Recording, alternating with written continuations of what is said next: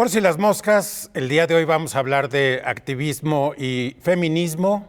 Me acompaña Mara Muñoz, ella es la presidenta del Observatorio de Justicia y Derechos Humanos de Mujeres y Niños.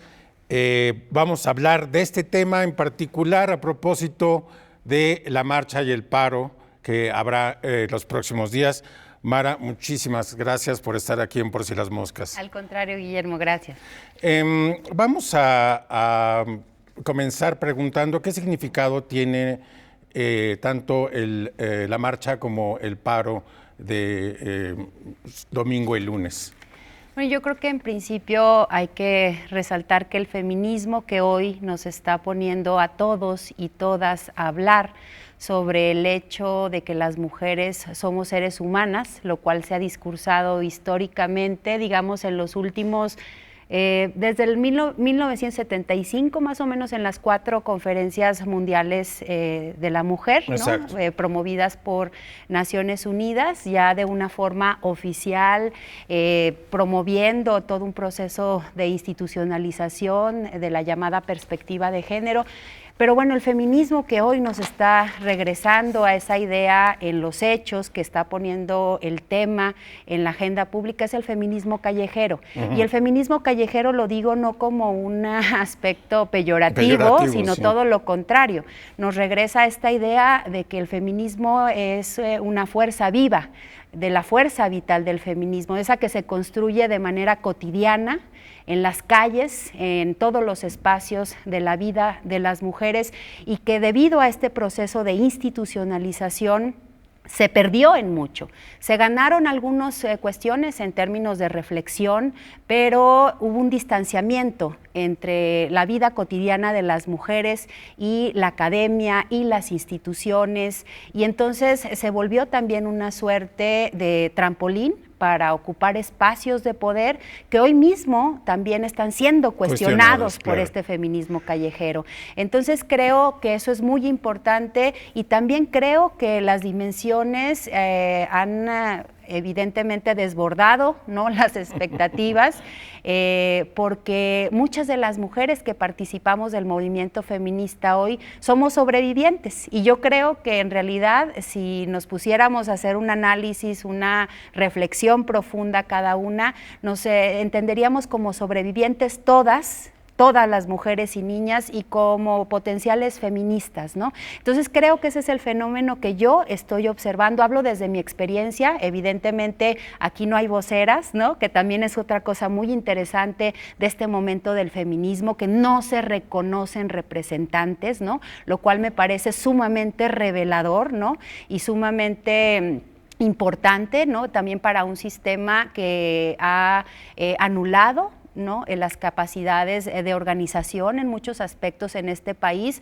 Bueno, pues al final de cuentas somos un país ejemplo en el corporativismo, en el clientelismo, y hoy día el feminismo se muestra como esta fuerza política en donde no hay liderazgos. Evidentemente hay voces muy interesantes, ¿no?, que hay que escuchar, pero todas, ¿no?, tienen el mismo valor, y creo que ese es el momento. Ahora, regresando a este paro sistémico convocado desde las iglesias, desde las industrias que explotan a las mujeres, desde las instituciones gubernamentales, desde ciertos liderazgos políticos, me parece que en definitiva las mujeres no necesitamos permiso ni para parar ni para manifestarnos. Sí. El sentido de un paro precisamente es que no haya permiso, y que si hay consecuencias, pues también haya una organización política que dé respuesta a esas represalias que se toman por parte de las instituciones a las mujeres que se agrupan para luchar. Entonces, creo, desde mi muy personal punto de vista, que este paro del 9 de marzo está perdiendo el sentido de la lucha feminista. Yo creo que tendríamos que parar cada quien a nuestra manera. Nosotras lo vamos a hacer de nuestra forma, ¿no?, sin permiso, evidentemente, de nadie, y menos de ningún hombre. Sí, ¿no? Ahora hablamos de la respuesta institucional, pero en efecto, sea lo que te estás refiriendo, sí, exactamente. Pero digamos, esa es mi opinión acerca del paro. Acerca del 8 de marzo, bueno, el 8 de marzo es una fecha muy importante para el movimiento porque es una fecha no de celebración, también como la quieren hacer pasar. Sí. Es una fecha de reflexión, es una fecha de lucha, es una fecha de protesta, es una fecha a la que llegamos después de un proceso de organización. No llegamos solamente así de manera espontánea a las calles. Nosotras, por ejemplo, nos organizamos en asambleas antes de llegar a la marcha, en donde se debaten cosas profundas, ¿no? De fondo en términos de, por ejemplo, nuestra posición separatista, ¿no? En términos también de nuestra posición de que el feminismo es un movimiento de y para las mujeres, ¿no? En ese sentido creo que son reflexiones importantes desde nuestro punto de vista también cómo vemos la participación de partidos políticos, de instituciones, todo eso se debate en las asambleas y todo eso, digamos, deriva en la manifestación que se hará este 8 de marzo. Entonces, creo que son dos fechas muy importantes, pero son solamente 2 días y la lucha exacto. Continúa todo el año. Había un artículo muy interesante en El País hace unos días en donde hacía una reflexión de cómo el activismo feminista tenía de cabeza a varios gobiernos en América Latina. Hablaba de Argentina, Chile y obviamente de México. ¿Por qué crees que tu generación decidió salir a las calles a diferencia de otras generaciones? Hay que decirlo, yo soy de 1979, tengo 40 años y en el momento en el que yo empecé en el feminismo hace 20 años, había una gran convocatoria y una gran expectativa ante la llegada de las mujeres a las posiciones de poder, ¿no? En ese momento, digamos, se creía en los tratados internacionales, se creía en la posibilidad de generar leyes nacionales, reformas constitucionales, reformas a los códigos penales, hacer todo un movimiento para la creación de instituciones que transversalizaran la perspectiva de género, y ese era, digamos, el momento político en el que yo me inicié en el feminismo. No había nada. Yo inicié colaborando con una maestra universitaria en la creación de un refugio. Yo era estudiante, era una más de las estudiantes, ella era quien encabezaba este proyecto. Era un refugio para mujeres en situación de violencia y eran de los primeros que se fundaban en el país, ¿no? Entonces realmente estábamos empezando a generar esos espacios para que las mujeres y niñas en situación de violencia tuvieran a quién acudir. Se empezaba a hablar de la creación de agencias del Ministerio Público especializadas en delitos sexuales, se empezaba a hablar del delito de violencia familiar. No existía todavía en la agenda pública la discusión de la violencia contra las mujeres. Sí la dábamos la discusión, pero todavía no era aceptada, ni siquiera era aceptado la discusión de la violencia familiar. Entonces era el contexto en el que yo me inicié, ¿no? Digamos, con esa expectativa que el Estado nos iba a garantizar seguridad y respeto a nuestros derechos humanos. Mara, hoy, perdón, sí. te voy a tener que interrumpir porque nos tenemos que ir a una pausa, pero vamos a retomar la conversación en donde la dejaste, que es la expectativa que había en años anteriores acerca de que las posiciones de las mujeres en el poder cambiarían las oportunidades para las mujeres y también el acceso a la justicia, entre otras cosas. Así es. Aquí nos quedamos y regresamos contigo. Gracias.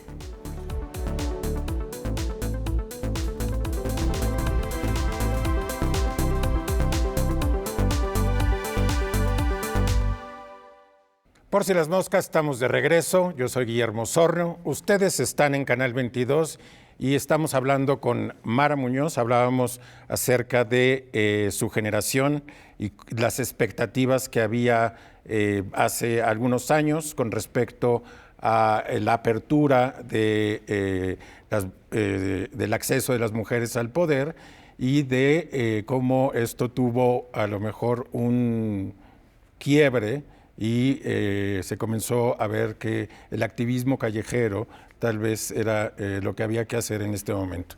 Sí, pues justo decía yo que cuando yo me inicié en el feminismo esas eran las expectativas, lo cual no quiere decir que no hubiera otras expresiones del feminismo. Por supuesto que las había, expresiones de feminismo comunitario, de lesbofeminismo, enmarcados en el feminismo radical, pero digamos por un problema de deformación personal quizá, yo estudié licenciada en Derecho, pues yo me vinculé a ese feminismo que era el feminismo mainstream, ¿no? El que tenía también como más posibilidades de tener acceso a los medios de comunicación, etcétera.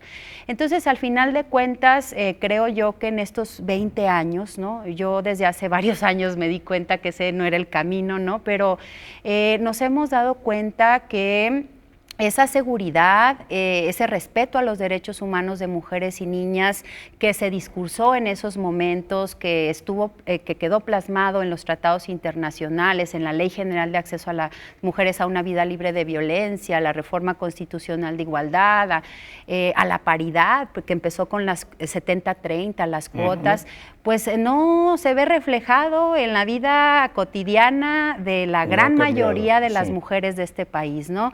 Y creo que todo eso ha provocado precisamente una reflexión de muchas compañeras que iniciamos con esa visión del feminismo y con esa expectativa, un proceso de autocrítica, ¿no? Por supuesto, porque el feminismo es un proceso cotidiano, es el feminismo de todos los días, es inacabado, ¿no? Nunca se acaba, digamos, en ese camino, pero sí empezó ese proceso y por supuesto a la par fueron surgiendo muchas más colectivas, muchas más feministas en todos los espacios, que en definitiva hoy día a mí me parece muy revelador que una de las pintas más recurrentes que vemos desde el Ángel de la Independencia, desde las facultades de las universidades que hoy están en paro, que no solamente es la UNAM, ¿no? Está la Universidad también del Estado de México y hay otros también tendederos y manifestaciones y paros temporales en otras universidades del país, es estado feminicida. Se ve en Ecatepec, se ve en Ciudad Juárez, se ve en diferentes puntos del país. Creo que esa frase es sumamente reveladora, porque no solamente es un eslogan, ¿no? Es obviamente una posición política, es decir, el día de hoy está en el banquillo de los acusados el Estado, en sus tres poderes, en sus tres niveles de gobierno, y en ese sentido, pues el reclamo es ante la falla de discursar derechos que no se pueden llevar a la práctica en los hechos, porque no podemos negar que también la gran mayoría de las mujeres en este país están fuera de los privilegios que se han concedido a una parte minúscula de la población. Una de las razones por las que quería hablar contigo es porque no estás en la Ciudad de México y porque eres abogada y llevas varios casos en distintas partes del país. Ya que estás hablando del Estado, hablemos del asunto del acceso a la justicia. El acceso a la justicia en este país es mero discurso, ¿no? Como experiencia, nosotras hemos observado que desafortunadamente las procuradurías de justicia, hoy fiscalías, carecen de todos los medios para poder llevar investigaciones con la debida diligencia, la perspectiva de género y garantizar el acceso a la justicia a las mujeres. Esto se debe evidentemente a la falta del cumplimiento de responsabilidad, asignando recursos suficientes para estas instituciones justo que se crearon a partir de toda esta oleada del feminismo institucional, que son los centros de justicia para las mujeres, que son las fiscalías especializadas para investigar feminicidio, para investigar trata de personas, para investigar delitos sexuales. Entonces, no hay recursos materiales, no hay recursos económicos para poder llevar las investigaciones. Muchas ocasiones no hay ni el material para poder hacer las pruebas de ADN, por ejemplo. En muchas ocasiones los ministerios públicos no tienen el conocimiento de qué tienen que hacer, ni tampoco la empatía, ¿no? Hay que decirlo, porque es una cuestión humana, ¿no? Y de formación también profesional. Entonces, en ese sentido, pues eso en definitiva es un signo, ¿no?, de esta falta de interés y de cumplimiento de la responsabilidad.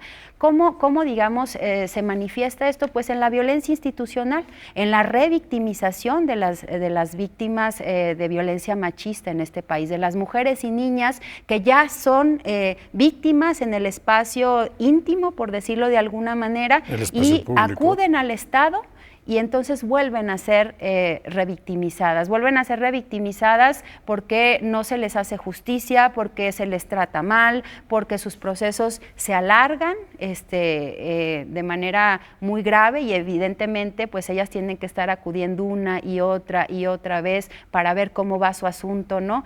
Y si bien les va, llega a judicializarse, pero eso tampoco les garantiza la justicia, porque los tribunales superiores de justicia de los estados también tienen graves deficiencias, también tienen graves carencias, porque los jueces y las juezas hoy día siguen actuando con base en prejuicios, en estereotipos de género. Eso evidentemente ya quedó señalado, ¿no?, desde la convencionalidad internacional, ya quedó señalado desde la jurisprudencia nacional. No deben actuar así, pero ¿cómo realmente llevas esos criterios a la práctica? Bueno, pues es algo que los tribunales no han podido hacer, porque tampoco hay voluntad de cumplir con su responsabilidad, porque aquí no estamos hablando de un favor, ¿no? Evidentemente, claro, el Estado discursa también un Estado de derecho, ¿no?, y un proceso gradual de formación de los operadores y las operadoras de justicia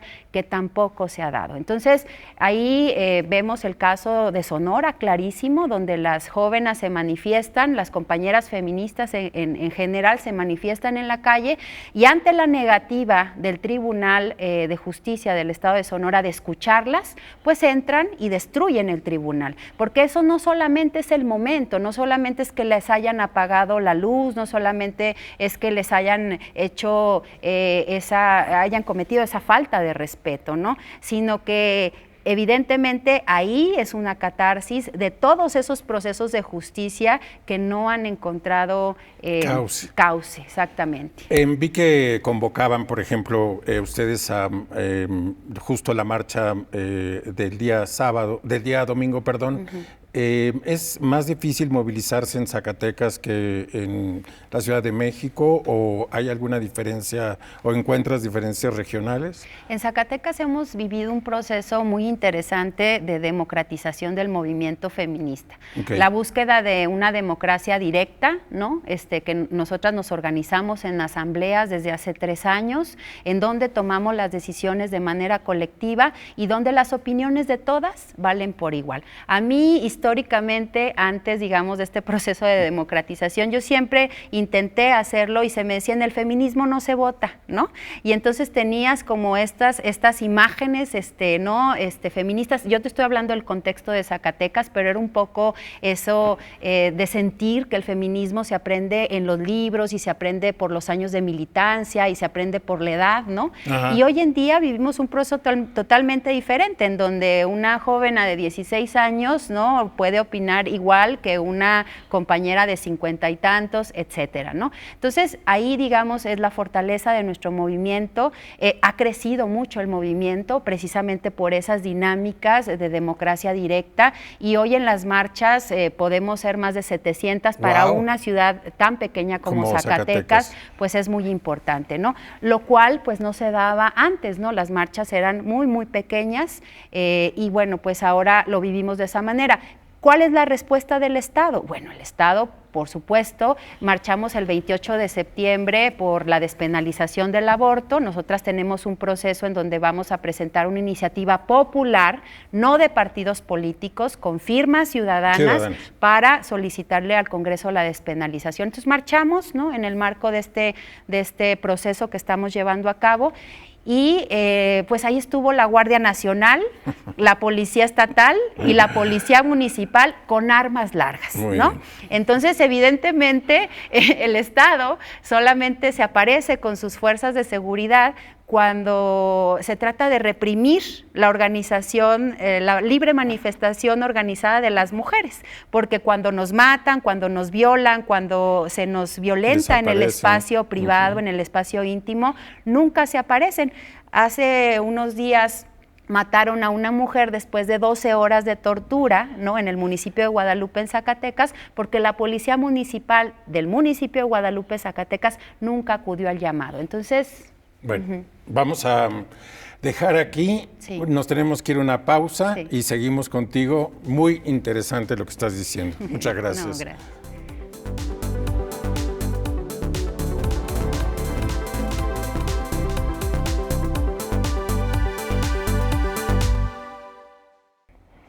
Por si las moscas, estamos de regreso. Estoy hablando con Mara Muñoz. Estamos hablando, Mara, de cómo son los asuntos en los estados. Estamos hablando de Zacatecas en particular, pero en el intermedio también comenzamos a hablar de Oaxaca. ¿Por qué no nos cuentas lo que has visto allá? Justamente esta violación a los derechos humanos de mujeres y niñas, que hoy queda clarísimo en estas manifestaciones de Digna Rabia, no solamente están ubicadas en la Ciudad de México, claro, ni en Zacatecas, de donde yo soy originaria. Nosotras llevamos casos, por ejemplo, en Oaxaca, en donde la lucha, ¿no?, es constante por una orden de protección, por una medida de protección. Cuando le llevas el informe de la autoridad municipal o comunal, cuando la mujer pidió apoyo, cuando le llevas el certificado médico, le llevas testigos, violando el Código Nacional de Procedimientos Penales, porque ahí dice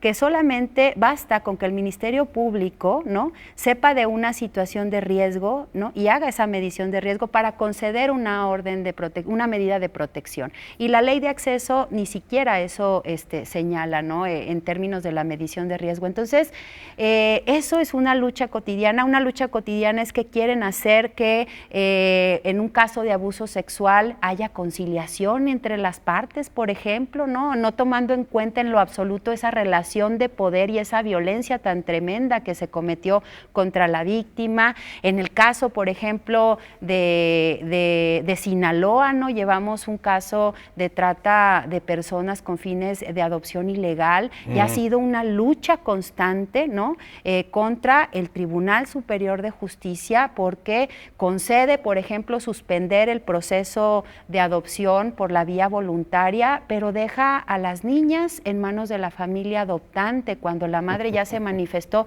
y cuando hay una solicitud de la Procuraduría de Protección a Niñas, Niños y Adolescentes para que se entreguen esas niñas a la Procuraduría, en tanto se resuelve el proceso familiar. En la Fiscalía de Durango, por ejemplo, no se quiere judicializar el caso de trata de personas con fines de adopción ilegal, porque la madre ya había dado a otro niño en adopción. Entonces ya es mala, no se merece la justicia por el hecho que está denunciando, totalmente basado en estereotipos y en prejuicios de género. Entonces, realmente es grave la situación de la justicia en este país. En la propia Ciudad de México se vienen arrastrando deficiencias muy graves de la Procuraduría. Ha habido momentos muy oscuros de la Procuraduría en la Ciudad de México, en donde hay dinero, evidentemente, porque son tan evidentes los actos, ¿no?, de negligencia, que no puede haber otra explicación. Entonces,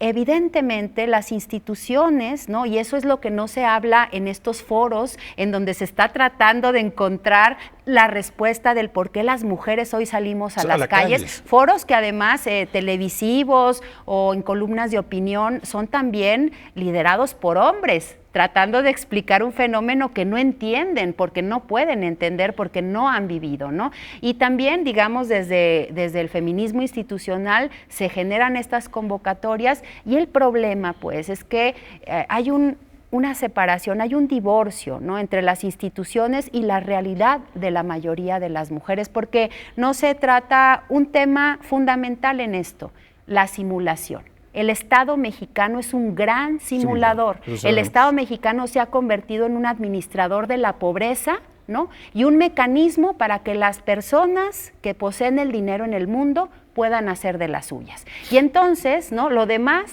está suelto, ¿no? Entonces, creo que esa es la simulación, los privilegios, la marginación en la que viven la gran mayoría de las mujeres en este país. Mara, nos queda muy poco tiempo. Te quería preguntar, para finalizar, ¿qué sigue? ¿Qué sigue después de este domingo y lunes? Bueno, yo no te puedo decir qué sigue para todo el movimiento, porque repito, aquí no hay voceras ni hay una voz que nosotras autoricemos en ese sentido. En lo personal, yo te puedo decir de lo que nosotras estamos haciendo en las colectivas que pertenezco. La lucha es cotidiana. Evidentemente, yo en lo personal tengo un trabajo como abogada y seguiré trabajando en esa línea, pero también tengo un trabajo de articulación política que es permanente. Y te puedo decir, creo que esa es la misma situación de todas nuestras compañeras en el país. Hoy vemos que las jóvenes en las universidades están dando una lucha muy importante, que es central para el movimiento feminista en México. Si las universidades en este país, si el sistema educativo no se transforma, nunca vamos a conseguir el respeto a los derechos humanos de mujeres y niñas. Eso es lo que el Estado podría hacer, ¿no?, de manera eficaz, porque tiene cautivos y cautivas a millones de niñas y niños durante horas al día, ¿no?, enseñándoles en muchas ocasiones prejuicios también desde las escuelas. Tenemos varios casos en donde los profesores y las profesoras ponen a las niñas y a los niños a escribir mensajes en contra del feminismo, ¿no? Entonces, eso es gravísimo, porque además va en contra de la Ley General de Acceso a las Mujeres, va en contra de los tratados internacionales y volvemos a lo mismo. O sea, tenemos, digamos, un marco legal, ¿no?, para discursar derechos, pero el Estado no nos los está garantizando en el terreno de los hechos. Mara, pues podríamos seguir aquí hablando durante mucho tiempo, pero desgraciadamente el tiempo se terminó. Te agradezco muchísimo tu presencia en Por Si las Moscas y ha sido una conversación increíblemente ilustrativa. Muchas gracias. Gracias a ti.